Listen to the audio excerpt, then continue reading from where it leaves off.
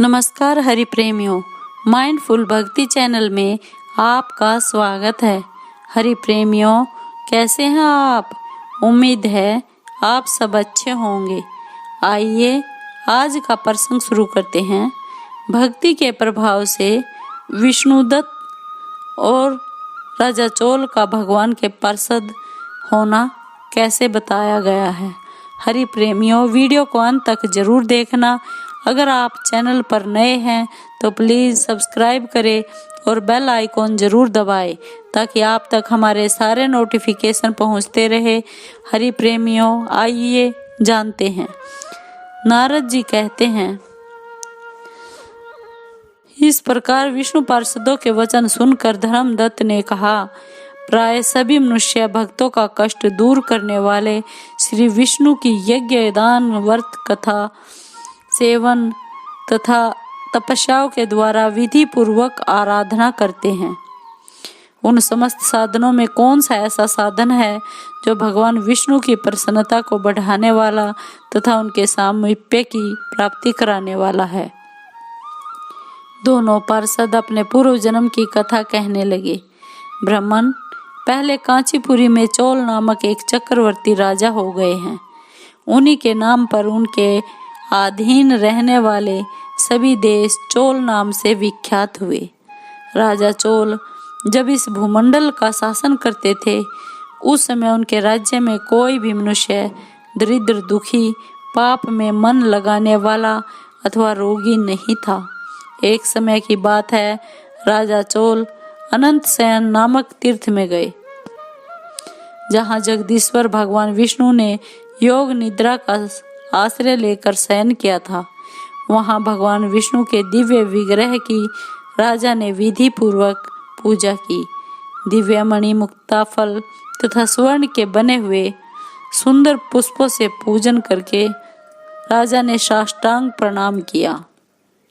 प्रणाम करके वे ज्यों ही बैठे, उसी समय उनकी दृष्टि भगवान के पास आते हुए एक ब्राह्मण पर पड़ी जो उन्हीं की कांची नगरी के निवासी थे। उनका नाम विष्णुदास था। उन्होंने भगवान की पूजा के लिए अपने हाथ में तुलसी दल और जल ले रखा था। निकट आने पर उन ब्रह्म ऋषि ने विष्णु सूक्त का पाठ करते हुए देवादिदेव भगवान को स्नान कराया और तुलसी की मंजरी तथा पत्तों से उनका विधिवत पूजा की। राजा चोल, जो पहले रत्नों से भगवान की पूजा की थी, वह सब तुलसी पूजा से ढक गई। यह देख राजा कुपित होकर बोले, विष्णुदास, मैंने मणियों तथा सुवर्ण से भगवान की जो पूजा की थी वह कितनी शोभा पा रही थी। तुमने तुलसी दल चढ़ाकर उसे ढक दिया है। बताओ ऐसा क्यों किया? मुझे जो ऐसा जान पड़ता है कि तुम दरिद्र और गंवार हो, भगवान विष्णु की भक्ति को बिल्कुल नहीं जानते। राजा की यह बात सुनकर द्विज श्रेष्ठ विष्णुदास जी ने कहा, राजन, आपको भक्ति का कुछ भी पता नहीं है। केवल राज लक्ष्मी के कारण आप घमंड कर रहे हैं। बताइए तो, आज से पहले आपने कितने वैष्णव व्रतों का पालन किया है?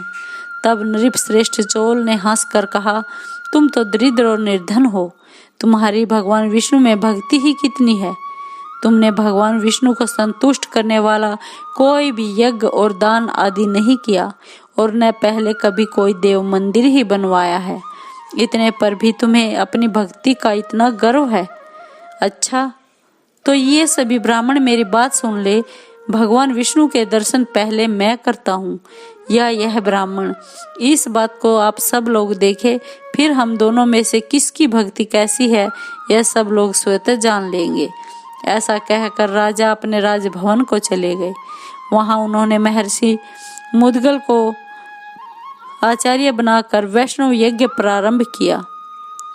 उधर सदैव भगवान विष्णु को प्रसन्न करने वाले शास्त्रोक्त नियमों से तत्पर विष्णुदास भी व्रत का पालन करते हुए वहीं भगवान विष्णु के मंदिर में टिक गए।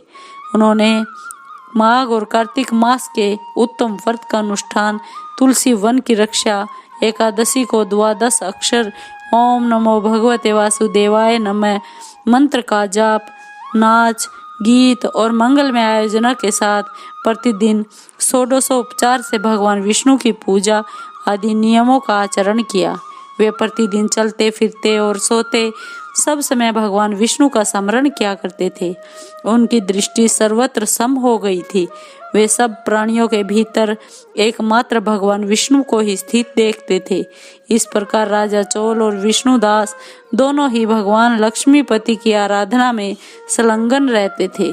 दोनों ही अपने अपने व्रत में स्थित रहते थे और दोनों की ही संपूर्ण इंद्रिय तथा समस्त कर्म भगवान विष्णु को समर्पित। एक दिन की बात है, विष्णुदास ने नित्य कर्म करने के बाद भोजन तैयार किया, किंतु कोई अलक्षित रहकर उसको चुरा ले गया।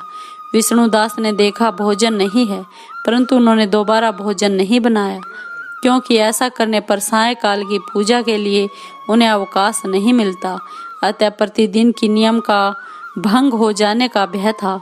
दूसरे दिन पुनः उसी समय पर भोजन बनाकर वे ज्यों ही भगवान विष्णु को भोग अर्पण करने के लिए गए, त्यों ही किसी ने आकर फिर सारा भोजन हड़प लिया। इस प्रकार लगातार 7 दिनों तक कोई आकर उनके भोजन का अपहरण करता। इससे विष्णुदास को बड़ा विस्मय हुआ। वे मन ही मन इस प्रकार विचार करने लगे, अहो, कौन प्रतिदिन आकर मेरा रसोई चुरा ले जाता है? यदि दोबारा रसोई बनाकर भोजन करता हूँ तो सायंकाल की पूजा छूट जाती है। यदि रसोई बनाकर तुरंत ही भोजन कर लेना उचित हो तो भी मुझसे यह न होगा, क्योंकि भगवान विष्णु को सब कुछ अर्पण किए बिना कोई भी वैष्णव भोजन नहीं करता।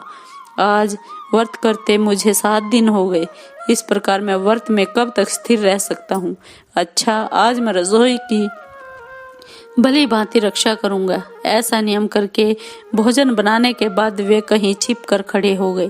इतने में ही उन्हें एक चांडाल दिखाई दिया, जो रसोई का अन्न हर कर जाने के लिए तैयार खड़ा था।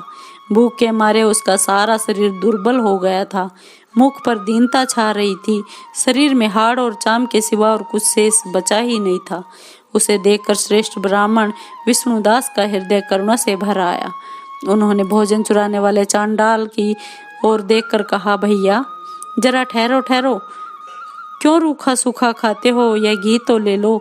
यूं कहकर वह विप्रवर विष्णुदास को आते देख वह चांडाल भय के मारे बड़े वेग से भागा और कुछ ही दूर पर मूर्छित होकर गिर पड़ा। चांडाल को भयभीत और मूर्छित देखकर द्विजश्रेष्ठ विष्णुदास बड़े वेग से उसके पास पहुंचे और दयावश अपने वस्त्र के छोर से उसको हवा करने लगे। तभी जब वह उठकर खड़ा हुआ तब विष्णुदास ने देखा वहां चांडाल नहीं है, साक्षात भगवान नारायण ही शंख चक्र गदा धारण किए सामने उपस्थित है। अपने प्रभु को प्रत्यक्ष देखकर विष्णुदास सात्विक भावों के वशीभूत हो गए। वे स्तुति और नमस्कार करने में भी समर्थ न हो सके। तब भगवान विष्णु ने सात्विक व्रत का पालन करने और अपने भक्त विष्णुदास को छाती से लगा लिया और उन्हें अपने ही जैसा रूप देकर वे बैकुंठ धाम को ले चले। उस समय यज्ञ में दीक्षित हुए राजा चोल ने देखा विष्णुदास एक श्रेष्ठ विमान पर बैठकर भगवान विष्णु के समीप जा रहे हैं। विष्णुदास को बैकुंठ धाम में जाते देख राजा ने शीघ्र ही अपने गुरु महर्षि मुग्दल को बुलाया और इस प्रकार कहना प्रारंभ किया, जिसके साथ स्पर्धा करके मैंने इस यज्ञ दान और कर्म का अनुष्ठान किया है, वह ब्राह्मण आज भगवान विष्णु का रूप धारण करके मुझसे पहले ही बैकुंठ को जा रहा है। मैंने इस वैष्णव योग में भली भांति दीक्षित होकर अग्नि में हवन किया और दान आदि के द्वारा ब्राह्मणों का मनोरथ पूर्ण किया है। तथापि अभी तक भगवान विष्णु मुझ पर प्रसन्न नहीं हुए और इस विष्णुदास को पहले केवल भक्ति के कारण श्रीहरि ने प्रत्यक्ष दर्शन दिया है। अतः जान पड़ता है भगवान विष्णु केवल दान और यज्ञों से प्रसन्न नहीं होते, उन पर प्रभु का दर्शन कराने में भक्ति ही प्रधान कारण है। दोनों पार्षद कहते हैं, यूं कहकर राजा ने अपने भांजे को राज सिंहासन पर अभिषिक्त कर दिया। वे बचपन से ही यज्ञ की दीक्षा लेकर उसी में संलग्न रहते थे, इसलिए उन्हें कोई पुत्र नहीं हुआ था। यही कारण है उस देश में अब तक भांजे ही राज्य के उत्तराधिकारी होते हैं। भांजे को राज्य देकर राजा यज्ञशाला में खड़े गए और यज्ञ कुंड के सामने खड़े होकर भगवान विष्णु को संबोधन करते हुए 3 बार उच्च स्वर से वचन बोले, भगवान विष्णु आप मुझे मन, वाणी और शरीर और क्रिया द्वारा होने वाली अविचल भक्ति प्रदान कीजिए। वो कहकर वे सबके देखते देखते अग्नि कुंड में कूद पड़े। बस उसी वक्त भक्तवत्सल भगवान विष्णु अग्नि कुंड में प्रकट हो गए। उन्होंने राजा को छाती से लगा लिया, एक श्रेष्ठ विमान पर बैठाया और उन्हें साथ ले वैकुंठ धाम को प्रस्थान किया। नारद जी कहते हैं, राजन, जो विष्णुदास थे वे तो पुण्यशील नाम से प्रसिद्ध भगवान के पार्षद हुए और जो राजा चोल थे उनका नाम सुशील हुआ।